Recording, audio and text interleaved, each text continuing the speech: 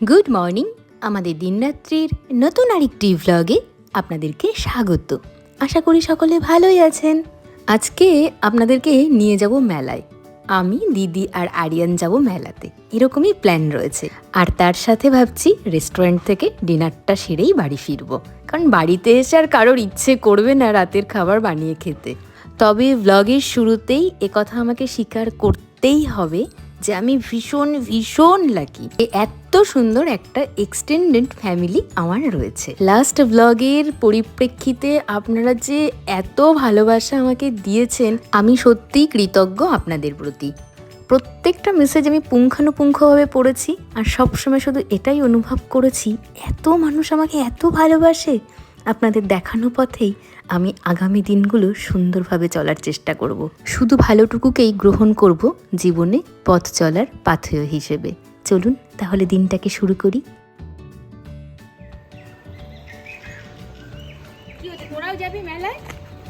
এই দেখুন, মেলায় যাবে বলে কারা আমাদের সাথে দল বেঁধেছে। দুপুরে খাওয়া দাওয়ার পরে সুন্দর করে তৈরি হয়ে গেছি দুই বোনে। আজকে বেশ গরম আছে। আরিয়ানও রয়েছে। আরিয়ান আগে আগে যাচ্ছে। বাবানের কয়েকদিন ছুটি রয়েছে, আসলে সামনে মনে হয় ওদের এক্সাম আছে। চলে এসেছি আমরা স্টেশনে। আমাদের বাড়ি থেকে স্টেশনের দূরত্ব খুব বেশি নয়, পায়ে হাঁটা 3-4 মিনিট। আমি এসেছিলাম মায়ের বাড়িতে, সেখান থেকেই তৈরি হয়ে তারপরে চলে এসেছি স্টেশনে। এখন সময় 4:07 ঘড়িতে। আমাদের ট্রেন আসবে 4:10 নাগাদ। হ্যাঁ দেখ না, হাঁপাতে হাঁপাতে তুই মার খেয়ে তুই বাড়ি যাবি আজকে। কুলসিকে যেমন তাড়া করে নিয়ে গেল। এই দুইজন মানে মা মাসি আর সাথে ছেলে বাড়ি এসেছে। চলুন যাই আর আপনাদেরকেও নিয়ে যাই। কেমন ছেলে ওই যে? হ্যাঁ, আর এক ছেলে আছে ওই যে পেছনে। হ্যাঁ, রকি। অভদ্র এক নম্বরের। ও তো আর যাবে না, আমরা তিনজনেই যাব। কিন্তু ভাঙা মেলা, শুনছি নাকি সোমবারে শেষ। আপনাদেরকে একটা বিষয় এখানে শেয়ার করে নিই যে এই ভিডিওটি বেশ কয়েকদিন আগের কৃষ্ণনগরে একটি মেলা হয়েছিল, সেই মেলাতেই আমরা গিয়েছিলাম। যাই হোক, ট্রেনের খবর হয়ে গেছে। লালু দেখ লুকাচ্ছে।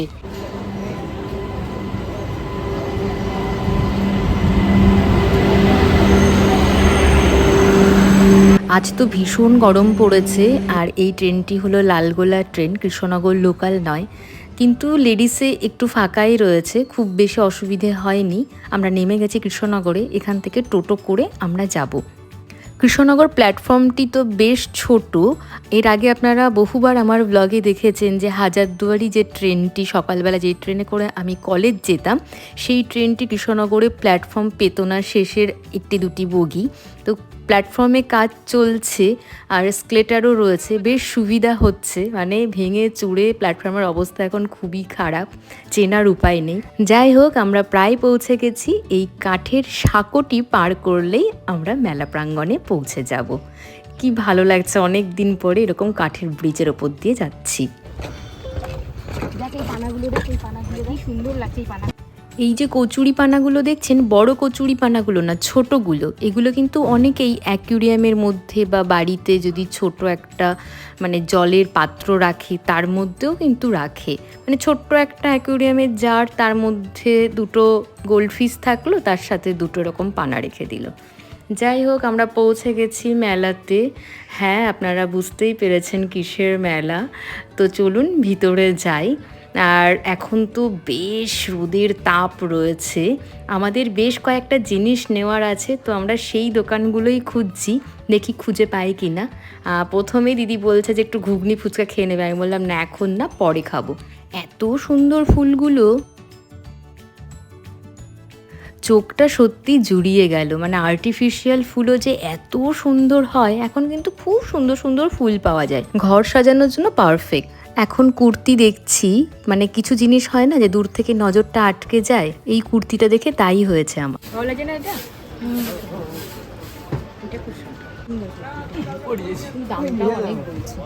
এখন তো গরমের সময়, মানে হাত পাখা মনে সবার বাড়িতেই আছে, তবে কাজের সময় খুঁজে পাওয়া যায় না। ভাবছি 2টো পাখাই কিনে নিই। তবে যে দোকানের খোঁজে এতক্ষণ ধরে চোখ দুটো এদিক ওদিক ঘুরে বেড়াচ্ছিল, সেই জায়গায় আপাতত এসে চোখটা আটকে গেছে। পেয়ে গেছি নিজের পছন্দের সেই দোকানটি। অনেক দিন ধরে ভাবছিলাম যে বেশ কিছু সেরামিকের জিনিস কিনবো, তো মেলা থেকে দেখে নেওয়ার ইচ্ছে ছিল, অনলাইনে কেনার খুব একটা শখ আমার ছিল না, কারণ কেমন আসবে না আসবে সাইজ ঠিকঠাক বুঝতে পারবো না, সেই জন্য অনলাইনে আমি বিশেষত এই সমস্ত জিনিস কিনি না। তো পেয়ে গেছি দোকানটি, খুব খুশি হয়ে গেছে, আর যেমন যেমন জিনিস চাইছিলাম ঠিক সেরকম জিনিস আমি এখানে দেখতে পেয়েছি। চলুন এবার দামগুলো এক এক করে জিজ্ঞেস করি যে কোনটার কেমন দাম। এই সার্ভিং পটগুলো এত ভালো লাগছে দেখতে, হান্ডি শেপের, এক একটার দাম বলছে 550-600। আপনি সেট নেবেন কি দুটো বড় নেবেন সেটা আপনার। সেট কত পড়বে বল? এই যে তিনটের সেট দেখছেন, বড় মাঝারি আর ছোট, তিনটে মিলিয়ে বলছে 1550 টাকা। এবার জানি না কম করবেন কিনা। প্রিন্টটার সাথেই ভালো লাগছে। এই দেখুন কি সুন্দর লাল রঙের ববি প্রিন্টের কাপ শেপের প্লান্টার, দারুণ লাগলো কিন্তু। এত রকমের জিনিস, পুরো চোখ ধাঁধিয়ে যাচ্ছে, মনে হচ্ছে সব নিয়ে চলে যায়। আমার তো বাসনপত্র কিনতে খুব ভালো লাগে, আর সেরামিকের জিনিস তার উপরে, মানে কোনো কথাই হবে না, অসম্ভব সুন্দর। ওনারা দেখাচ্ছেন কোনো অলসতা নেই, এত ভালো বিহেভিয়ার, কিন্তু দামগুলো না সত্যিই খুব বেশি। আমি জানি না গড়িয়াহাট ওই দিকটাতে দাম কেমন। ওখান থেকে আমরা অনেক কিছু কিনেছি, তবে এত ভারী ব্যাগ তো বওয়া সম্ভব নয়, তাই আমরা রেখে দিয়েছি দোকানেই, বলেছি যাবার পথে নিয়ে নেব। আর এখন এসেছি চুড়ির দোকানে। চুড়িগুলো দেখলেন, এগুলো তো এখন ভীষণ চলছে, ভীষণ ট্রেন্ডি। দাঁড়ান আপনাদেরকে একটা জিনিস দেখাই। মনে হয় কোনো ভিভিআইপি মানুষ যাচ্ছেন ওই হেলিকপ্টারে করে, ভালো লাগলো। আর আকাশটা দেখুন কি অপূর্ব লাগছে, গোধূলি দারুণ লাগছে। মেলা প্রাঙ্গণ থেকে পশ্চিম দিগন্তে সূর্যিমামা ডুবে যাওয়ার এই অপরূপ সৌন্দর্যখানি। চলুন, দিদি যে দোকান খুঁজছিল সেই দোকান পেয়ে গেছি। বাবানের ঘরের জন্য মাথার বালিশ আর পাশ বালিশের কভার নেবে, আর নেবে ডাইনিং টেবিলের কভার। প্রথমে ডাইনিং টেবিলের কভার দেখছে, কিন্তু সেরকম পছন্দ হচ্ছে না, কীরকম সব জংলা প্রিন্ট, মানে একটু এক কালারের বা একটু মানে যেমন চাইছি সেরকম নেই। আর এখানে সমস্ত পাশ বালিশ মাথার বালিশের কভারগুলো রয়েছে। তো মেলা থেকে কিনি না, কিন্তু ভালোই লাগছে দেখতে। আর এগুলো পিওর সুতির, মানে কাপড়গুলো সত্যিই ভালো, হাত দিয়ে দেখলাম তো। দিদির জিনিসপত্র নেওয়া হয়ে গেছে। আর এই দেখুন একটা শাড়ির দোকান, কি সুন্দর শাড়িগুলো দূর থেকে দেখতে লাগছে। কত করে ফুচকা? 10 টাকা কটা গো? জল দেবে হাত ধোয়া কটা? মেলায় আসবার ফুচকা খাবো না এটা তো হতে পারে না। তবে আগে 1 টাকায় পেতাম 6টা, আর এখন 10 টাকায় 4টে কি 5টা। মেলাঘাটে তো আরও কম। আমি টক ছাড়াই খাবো, মানে আমি তেঁতুল জল খাবো না। তবে ফুচকাগুলো কিন্তু দুর্দান্ত ছিল খেতে, একেবারে মুচমুচে। এখন যাচ্ছি জিলিপির দোকানে। বাবান বরাবর মিষ্টি খেতে ভীষণ ভালোবাসে, তাই একটু জিলিপি নিতেই হবে। ও বলে দিয়েছে যে জিলিপি আর গজা কিনতে হবে। তো গজা এরকম পছন্দ হলো না, ও যে গজা চাইছে সেই গজা এখানে নেই। আর রয়েছে তবে দেখলাম নিমকি, তাই গরম গরম জিলিপির সাথে একটু নিমকি ভাজা নিয়ে যাব। এখানে না 2 রকমের জিলিপি দেখলাম, একদম ছোট্ট ছোট্ট জিলিপি দেখলাম, আর যেরকম জিলিপি হয় ন্যাচারালি আমাদের এখানে সেই জিলিপিগুলো। তো খুব ভালো লাগলো। আর এই দেখুন প্রচুর নিমকি ভেজে একদম পাহাড় করে রাখা রয়েছে। একটু নিমকি নেব, তার কারণ আমাদের যে ততুভতু রয়েছে বাড়িতে, 5 ফোড়ন, আমার 5টি কুকুর, তাদের মানে নিমকি ভীষণ পছন্দ। একটা দুটো মাঝে মধ্যে আমরা যদি কখনো সন্ধ্যাবেলায় চায়ের সাথে খাই, দিই কুড়মুড় করে খাই, এত মজা লাগে দেখতে। ওরাও যে নিমকি খেতে এত ভালোবাসে, তো ওদের জন্য খুব কম করে মানে ওই 250 গ্রাম মতন নিমকি নিয়েছি। ওদেরকে 2-4টে দেবো, আর বাড়ি আমরা সবাই খাবো। আজকের মতন মেলা ঘোরা আমাদের শেষ। এখন ওই জিনিসগুলো নেব সিরামিকের দোকান থেকে, যেগুলো আমরা কিনেছিলাম প্রথমে এসেই। সেগুলো নিয়ে এখান থেকে সোজা যাব মাদারসাট। মেলাটা এত বড়, একদিনে পুরোটা ঘুরে দেখা অসম্ভব, অনেক বড় মেলা। মামুনির কথা খুব মনে পড়ছে। এর আগের বছর মাকে আর মামুনিকে নিয়ে এসেছিলাম এই মেলাতে। মামুনি মেলা ঘুরতে খুব ভালোবাসে। বারোদলের মেলাটা আমার এই জন্য ভালো লাগে, সব পাওয়া যায়। আমি এসছি এখানে, ওইখানেই টোটো পাবো। আমার ওই কলেজের পাশেই আছে ক্লিনিক।